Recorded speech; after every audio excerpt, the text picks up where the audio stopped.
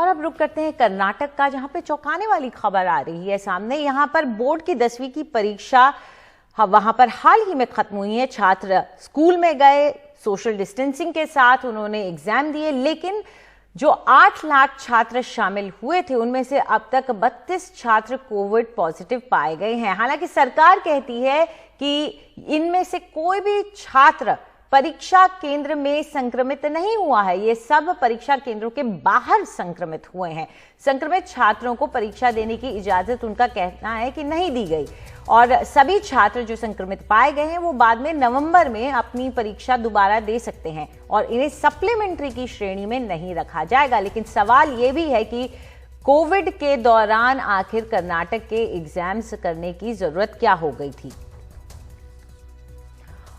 और इस पर ज्यादा चर्चा के लिए सीधा रुख करते हैं निहाल किदवई का। निहाल, हालांकि सरकार यह दावा कर रही है कि इनमें से कोई भी जो 32 छात्र हैं वो परीक्षा केंद्र में संक्रमित नहीं हुए, तो जैसे कि हम ये दावे के साथ नहीं कह सकते कि वो वहां संक्रमित हुए हैं, उसी तरह से ये दावे के साथ नहीं कहा जा सकता कि वो परीक्षा केंद्र में संक्रमित नहीं हुए हैं।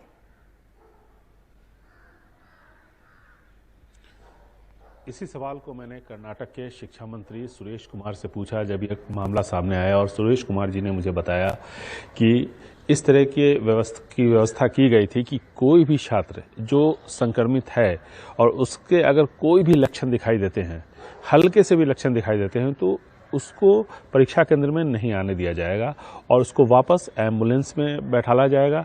जो प्राथमिक चिकित्सा केंद्र जो जिले में बने होते हैं वहां ले जाया जाएगा, या दूसरे जो डेजिग्नेटेड हॉस्पिटल है वहां ले जाया जाएगा, और उसके बाद जांच के बाद उसको घर भेज दिया जाएगा। अगर उसकी तबीयत सही पाई जाती है, अगर पॉजिटिव होता है, तो फिर उसके जो नियम है, जो SOP है, उसको फॉलो किया जाएगा।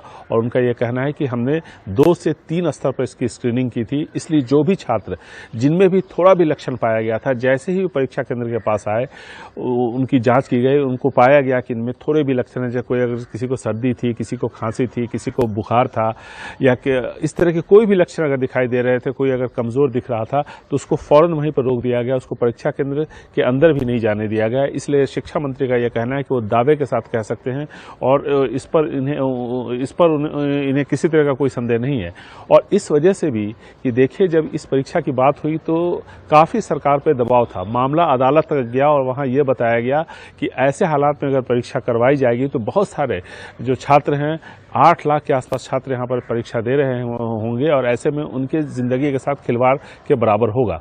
मामला अदालत में गया, अदालत ने फिलहाल इस पर कोई फैसला नहीं लिया था। इस बीच में परीक्षा यहाँ पर शुरू हुई तो काफी दबाव था। ये मांग की गई थी कि दूसरे राज्यों में जिस तरह से परीक्षा नहीं की गई है, करवाई गई है, उसी तरह से यहाँ भी करवाई जाए या बाद में करवाई जाए। लेकिन अब जो 32 छात्र जिनको की परीक्षा देने से रोका गया है, उनके बारे में शिक्षा मंत्री का यह कहना है कि अगस्त में जो सप्लीमेंट्री की परीक्षा होगी उसके साथ ये लोग परीक्षा देंगे। हालांकि इनको सप्लीमेंट्री की कैटेगरी में नहीं रखा जाएगा, एक फ्रेश छात्र के तौर पर इन्हें इजाजत दी जाएगी। तो सरकार का यह दावा है कि पुख्ता इंतजाम किए गए थे ताकि किसी भी छात्र को परीक्षा केंद्र में संक्रमण न हो। जाहिर है कि जब यह मामला सामने आया है, मामला अदालत में भी था, तो अब अदालत को भी सरकार को जवाब देना पड़ेगा कि आखिर ऐसा क्यों हुआ। पूरी जानकारी के लिए शुक्रिया आपका। तो उम्मीद यही करते हैं कि छात्र जिन्होंने भी 8 लाख छात्र जिन्होंने एग्जाम दिया वो पूरी तरह से सुरक्षित हैं।